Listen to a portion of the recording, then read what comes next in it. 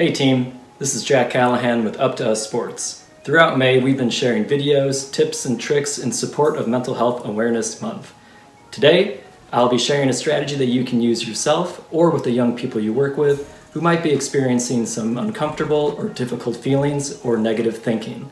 It is simple, effective, and something you can use anywhere at any time. I'm excited to talk to you today about the RAIN technique. Sometimes we experience really difficult and challenging emotions that leave us feeling tired, sad, angry, or even confused. When we feel difficult emotions, we don't always understand where they're coming from and what to do with them. Sometimes we try to fight them, ignore them, or push them down because they're so uncomfortable. What's worse, when we respond to situations when we're feeling especially upset, we might act impulsively and may not make the healthiest decision.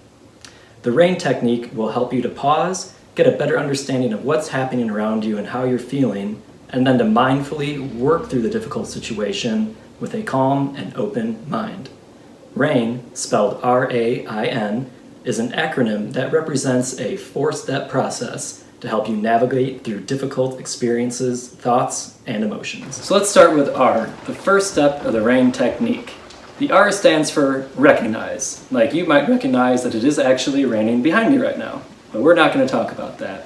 What we're going to talk about is how we can use recognizing how we're feeling to get a better idea of what's actually happening to us in any given moment.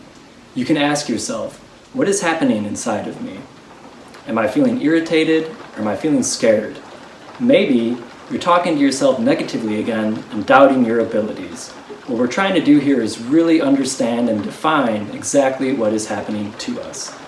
This step allows us to move away from being caught up in our thoughts and racing emotions and gain an ability to control and more deeply understand what's happening.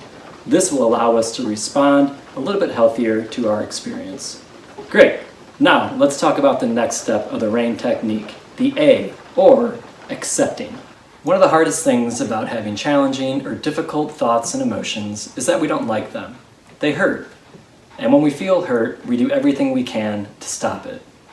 As you may have experienced in your own life, what we try to push down often blows up later. And as much as we try to ignore uncomfortable feelings, they're often waiting right around the corner for us. Instead, try to accept that the feelings you are experiencing are temporary. Like many things, they will pass. A great question to ask yourself during this step is, can I accept this situation as it is?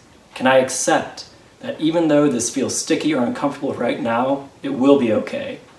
By accepting your thoughts and emotions as they are, instead of fighting against them, you may find that the intensity of the emotion begins to dissolve.